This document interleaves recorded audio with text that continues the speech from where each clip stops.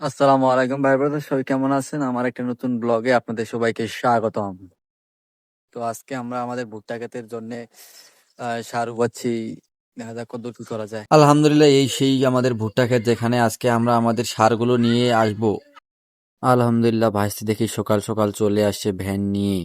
ভ্যানে করে নিয়ে আজকে আমরা আমাদের ভুট্টা ক্ষেতে সারগুলো নিয়ে নামাবো।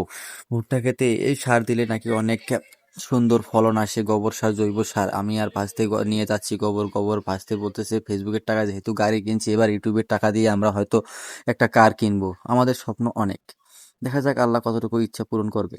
আল্লাহ যদি তৌফিক রাখে তো অবশ্যই আল্লাহ একদিন করে ইচ্ছা পূরণ করবে। আলহামদুলিল্লাহ, আমরা আমাদের ভুট্টা ক্ষেতে সারগুলো নিয়ে আসতে পারছি সঠিকভাবে এবং সঠিক মাত্রায় নিয়ে এসে এখানে আমরা ভাইস্তিকে বললাম যে ভ্যানটা উল্টায় দিয়ে ফালাই দেই, বুঝছেন? তো ভাইস্তি বললো আচ্ছা ঠিক আছে, দেখা যাক, চেষ্টা করি। এরপর আমি ভুট্টা ক্ষেতের আলগুলো ছেড়ে দিচ্ছি যাতে আগাছা দমন হয়ে যায় এবং আগাছা সামনের দিকে আহ, এগোতে না পারে। তো সেই চেষ্টাই করতেছি, আল্লাহ দেখা যাক কদ্দুর কি রাখে তৌফিকে। এরপরে আমি আল ছাড়ার পরে বাসার দিকে রওনা দিলাম, বাসায় যাচ্ছি। বাজারে গেলাম, বাজার থেকে একটু পান খেয়ে আমার একটা গাড়ি আছে, সেই গাড়িতে করে বাসার দিকে রওনা